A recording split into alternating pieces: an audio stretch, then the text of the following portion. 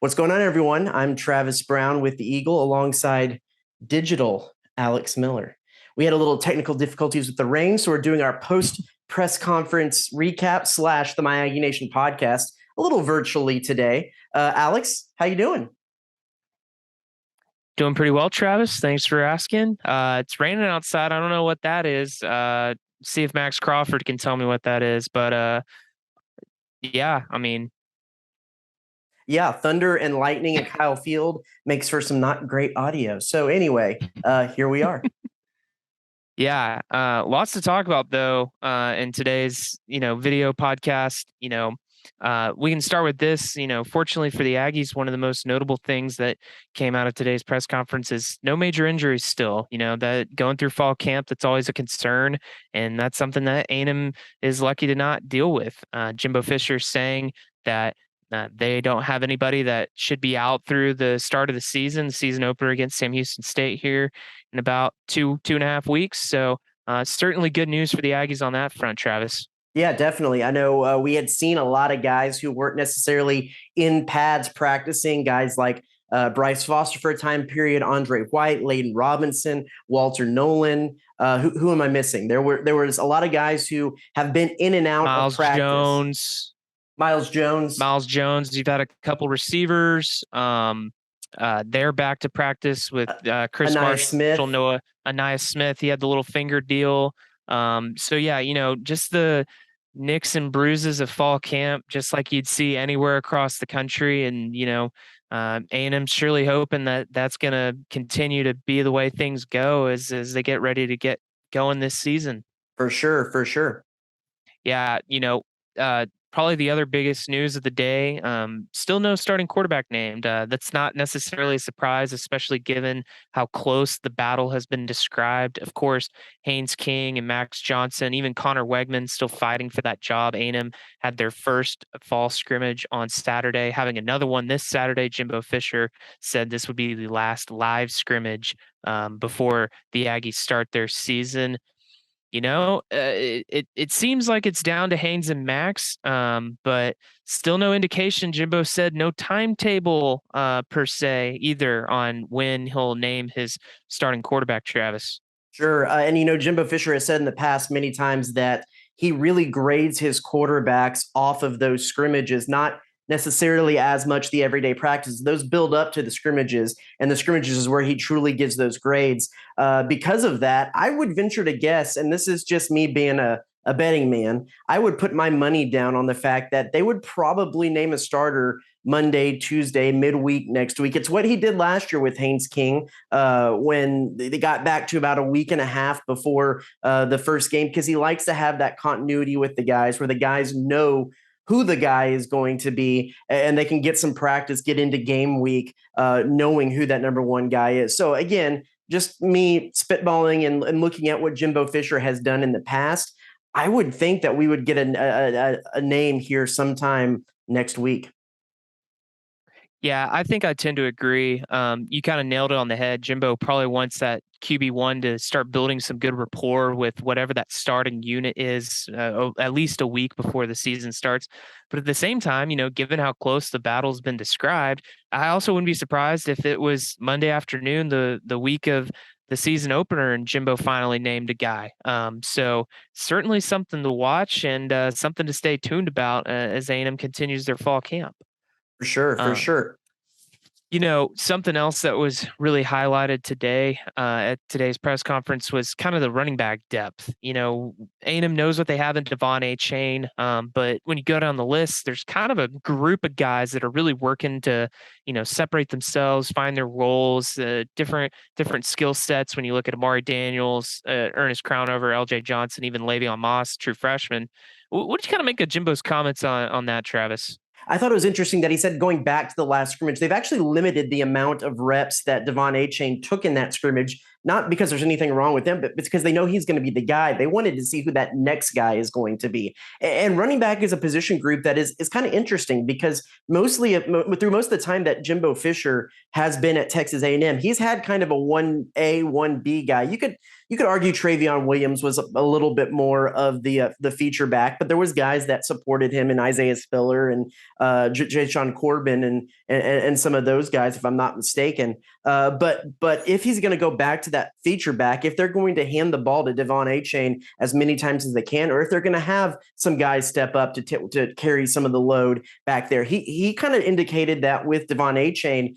If he can be that guy, it depends on the guy. And if he can be the guy, they might use him more in that feature back type situation. But that he trusts any of those other guys with the ball. So I'm going to be able to see how they distribute the carries, how they put those, and how many guys are incorporated in that, and who those guys might be. Another interesting wrinkle is if you mentioned a guy like Ernest Crownover, who in the little bits of practice we've been able to see has kind of stepped up and take on some of that fullback role. And will he be able to find his niche as maybe a little bit more of a blocking back who can also carry, or the pony sets, the two back sets, if they will use him some in that. So it'll be interesting to see how that shapes up. But I found it a little bit fascinating that they have really leaned heavily on those backup guys so they can separate who might be that number 2, number 3 moving forward. Yeah, Amari Daniels, he got a lot of carries in that spring game when Devon Achane was in track, of course. Looked pretty sharp in the spring game. LJ Johnson was a big prize in that 2021 recruiting class, a signing day decision from Cyprus. And, Le'Veon Moss, guy they pulled out from over in Louisiana. I mean, he looks the part. It's just a deal of, is he ready to go? Isaiah Spiller, he was kind of thrown in the fire there his true freshman year. And, first half of the season, he was complete deer in the headlights before he really came along and became one of the better backs A&M's probably had in the last few decades. But yeah, I mean, it's without question that Devon's the guy. It's just a matter of where they go from there. And another thing is durability. Jimbo Fisher, he kind of pointed to Dalvin Cook at Florida State when they won the national championship. Dalvin, kind of a similar skill set to what Devon Achane is, gives in the backfield. And, he just ran right through the season with no issues because he was able to stay healthy. And that's just not been the case for A&M at running back last year. When you look at what happened with Isaiah Spiller, kind of nicked up here and there, kind of kept him from having that another monster season like he did his sophomore year. But yeah, really curious to see how that plays out. And, these first couple games, there's probably going to be some good chances to see what A&M does at that running back spot when they're going to play games where they should win and guys getting down the depth chart should get some meaningful snaps for sure. Another position that A&M's really seeing a lot of competition and trying to figure out how it all sorts out is offensive line. That's another position that Jimbo Fisher really highlighted on in today's press conference, and particularly the interior line. When you look at what A&M's battling through at guard and even at center, Travis. Yeah. As we've gone through practice, we've seen some kind of stalwarts with that first team. And again, I want to preface that these are kind of against air early practice situation, so things could change once we have to leave the practice. But you start on the left side, you have Trey Zune, who's been there pretty much every day, and Aki Agumbi at left guard, who has been there pretty much every day. The interesting one, and we mentioned Bryce Foster missing some time because of injury, and then also missing the spring because of track. Matthew Wyckoff is a guy that Jimbo Fisher said he's been pleasantly surprised with, and he's been taking most of the reps with the ones while Bryce Foster was out, and then also has kind of stayed there as Foster is slotted in with the 2s. It'll be interesting to see if there's a competition level there, or if they're making Bryce Foster come back and earn his spot back. That'll be interesting to see. Then you move to Layden Robinson, who pretty much has that right guard spot locked up, and then Ruben Fothery at the right tackle that has been